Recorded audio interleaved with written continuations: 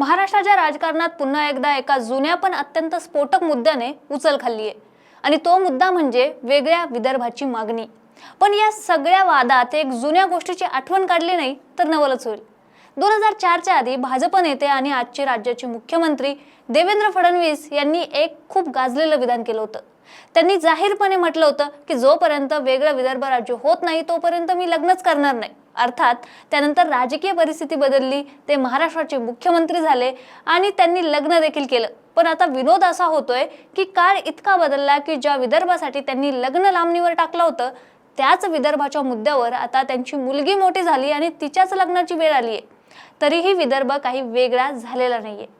गेल्या काही दिवसांपासून विदर्भवादी नेते आणि शेतकरी नेते पुन्हा एकदा आक्रमक झाले आहेत। वामनराव चटप यांच्यासारख्या नेत्यांनी तर थेट तारीखच जाहीर केली आहे। डिसेंबर 2027च्या आधी विदर्भ राज्य मिळवायचं म्हणजे मिळवायचंच।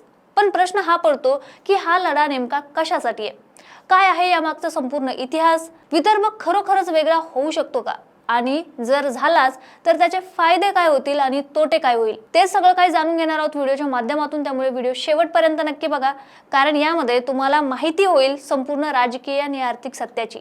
नमस्कार, मी पूजा आणि तुम्ही बघताय सत्य पे सत्ता, प्रश्न तुमचे आवाज आमचा। वेगळ्या विदर्भाची मागणी काही आजची नाहीये, याचा इतिहास तब्बल 100 वर्षापेक्षाही जुना आहे। 1938 मध्ये संयुक्त महाराष्ट्राची संकल्पना येण्यापूर्वी 1 ऑक्टोबर 1938 रोजी नागपूरमध्ये सेंट्रल प्रोव्हिन्सेस विधानसभेने महाविदर्भ राज्याच्या निर्मितीचा ठराव मंजूर केला होता। 1955 मध्ये राज्याच्या पुनर्रचनेसाठी नेमलेल्या फाजल अली आयोगाने स्पष्ट शिफारस केली होती की नागपूर ही राजधानी असणारे वेगळे विदर्भ राज्य स्थापन केले जावे।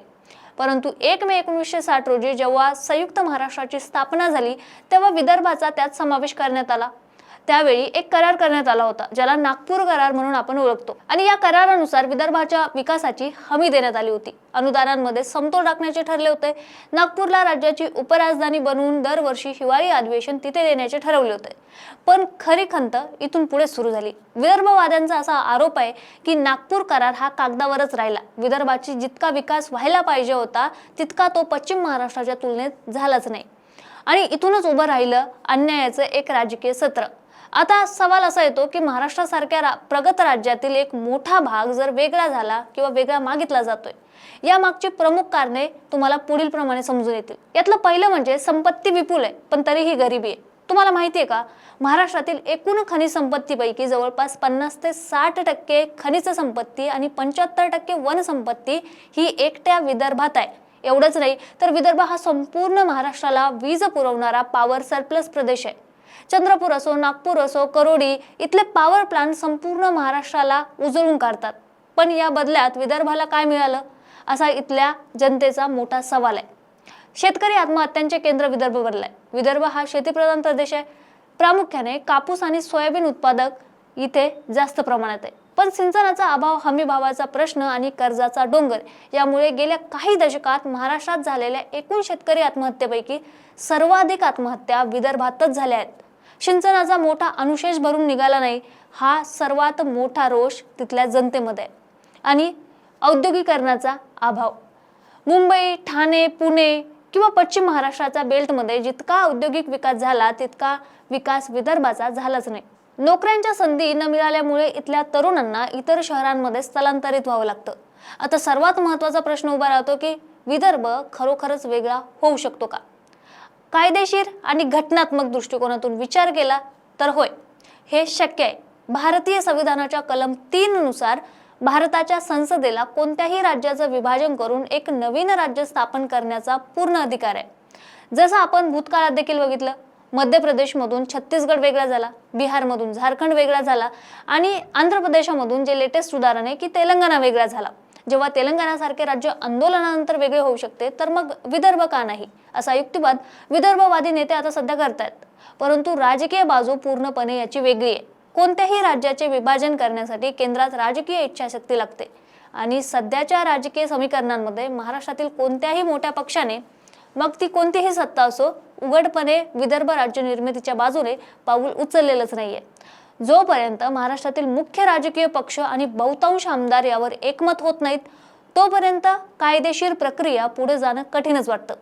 म्हणूनच वामनराव चटपांसारख्या नेत्यांना आता रस्त्यावर उतरून आंदोलन तीव्र करायला लागतंय। समजा भविष्यात जर विदर्भ वेगळा झालाच तर काय होईल, त्याचे परिणाम काय होतील, याचा एक सुवर्ण मध्य साधणं म्हणजेच या विश्लेषणाचं एक सुवर्ण मध्य साधणं गरजेचं आहे.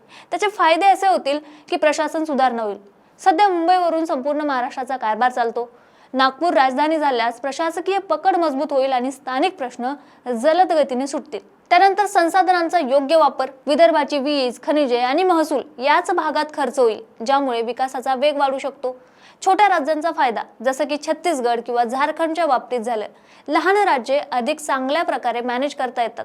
पण यात तोटे आणि आव्हाने फायद्यापेक्षा जास्त मोठे आहेत. विदर्भाचा मोठा हिस्सा हा शेतीवर आणि निसर्गावर अवलंबून आहे. 1-2 वर्ष दुष्काळ किंवा अवकाळी पाऊस झाल्यास नवीन राज्याचा टॅक्स रेव्हेन्यू पूर्णपणे कोलमडू शकतो. महाराष्ट्राची एकत्रित मराठी संस्कृती दुभंगण्याची भीती अनेक अभ्यासक व्यक्त करतात. भाषिक आधारावर झालेली राज्यांची रचना पुन्हा तोडणे योग्य आहे का, हा मोठा नैतिक आणि राजकीय प्रश्न आहे. नवीन राजधानी, नवीन सचिवालय, हायकोर्ट आणि इतर नवीन सरकारी यंत्रणा उभे करण्यासाठी हजारो कोटी रुपयांचा खर्च येईल, ज्यामुळे आर्थिक ताण देखील पडू शकतो.